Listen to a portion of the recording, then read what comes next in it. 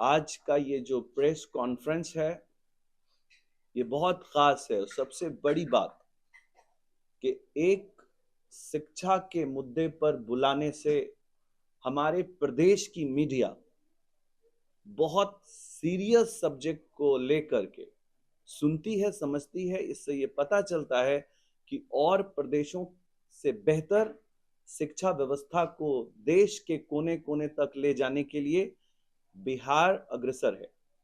हमारे देश के शिक्षा के हालात पर कुछ चीजों के डिस्कशंस के सिलसिले में ये प्रेस कॉन्फ्रेंस बुलाई गई।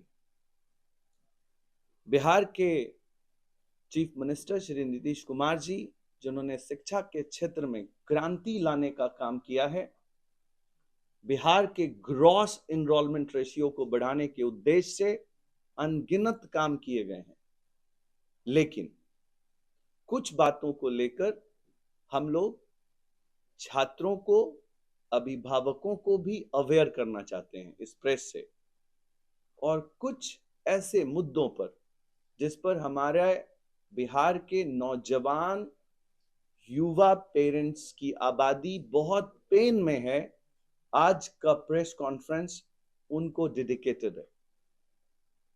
आज हम लोग इस मौजू पे पहले सब्जेक्ट को लेकर आए हैं कि भारत के तकरीबन 3.5 करोड़ से 4 करोड़ युवा 12वीं का हर साल एग्जाम देते हैं, लेकिन इस एग्जाम के बाद एक बहुत बड़ी आबादी ड्रॉप कर जाती है। वो ड्रॉप का कारण क्या है? अवेयरनेस की कमी, जानकारी का अभाव और पैसे की कमी। और पैसे की कमी से बच्चों के सपने जो हायर एजुकेशन के उस पड़ाव में जाने चाहिए, जो कि टेक्निकल, पैरामेडिक, मैनेजमेंट और मेडिकल शिक्षा व्यवस्था है, जो कि देश की सबसे बड़ी शिक्षा व्यवस्था है, इसमें 7 से 8% भारत का इनरोलमेंट एक बहुत खतरनाक कदम है।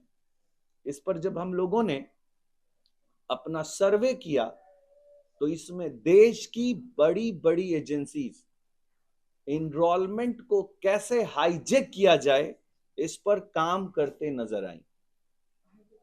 देश के उन सभी छात्रों को जिन्होंने इस साल 10वीं और 12वीं का एग्जाम देने का मन बनाया और दे रहे हैं, सबसे पहले उनको शुभकामनाओं के साथ ये प्रेस कॉन्फ्रेंस उनके फेवर में की जा रही है। एक ऐसा होड़ लगा है शिक्षा में गलत कोचिंग चलाने वालों का, जिन्होंने 9 से 5 की कोचिंग व्यवस्था में शिक्षा की व्यवस्था को बर्बाद करके छोड़ दिया।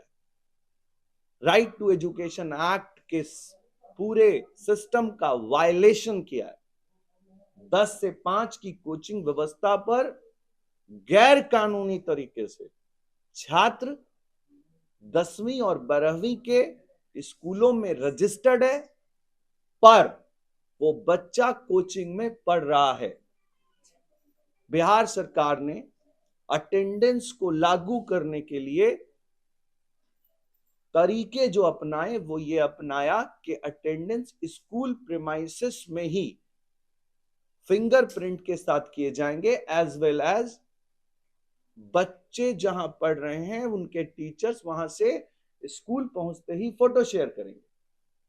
इस कदम से यह पता चलता है कि बिहार सरकार अपनी जिम्मेदारी, पूरी जिम्मेदारी को ऑनेस्ट तरीके से निभाना चाहती है, लेकिन जब भी कोई गैप क्रिएट करती है क्रिमिनल तरीके से, जो लोग इसको एक्ट करते हैं उन्होंने व्यवस्था को चरमरा दिया।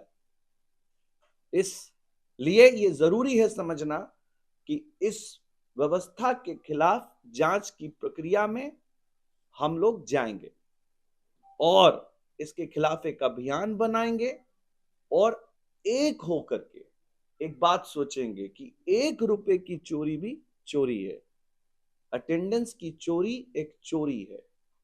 गैर जिम्मेदार तरीके से पढ़ा लिखा अभिभावक अपने 10वीं 12वीं के छात्रों को कोटा भेज रहा है और अटेंडेंस जहानाबाद में बन रहा है। अटेंडेंस जहानाबाद में बन रहा है, जहां इतनी बड़ी घटना घट गई। अटेंडेंस भागलपुर में बन रहा है। अटेंडेंस 38 जिलों के स्कूलों में रजिस्टर्ड छात्र जो कि एनआईओएस से नहीं, रेगुलर स्कूल सिस्टम से जुड़े हैं, उनका अटेंडेंस गैर जिम्मेदाराना तरीके से बन रहा है। ये एक मुख्य मुद्दा है बिहार को ग्रॉस इनरोलमेंट रेशियो को डेंट देने का। इस प्रेस कॉन्फ्रेंस के जरिए हमने आज अंजुमन तरक्की उर्दू के जनरल सेक्रेटरी और बिहार के चर्चित एक्टिविस्ट को साथ साथ रखा और उनको इस बारे में जब जानकारी दी तो ये बहुत अचंभित हुए। इन्होंने कहा कि सरकार पूरे समर्थन में है एक ऐसी व्यवस्था को लाने के लिए जो व्यवस्था रेगुलर एजुकेशन में स्कूली व्यवस्था को चलाती हो।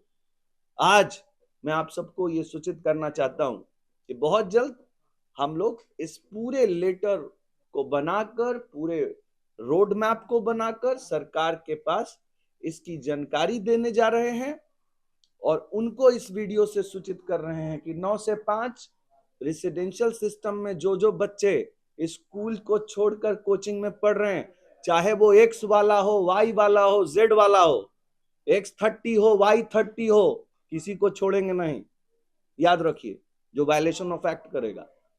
और स्कूली व्यवस्था को चरमराने के लिए जो भी कदम आगे बढ़ेगा उसको रोकने में हमारा ट्रस्ट, हमारी एनजीओ अंजुमन तरक्की उर्दू और पूरा बिहार के लोग हम साथ खड़े होंगे और एक मिशन चलाएंगे कि कैसे स्कूली व्यवस्था सही हो। दूसरा पॉइंट आज हम लोगों ने ये रखा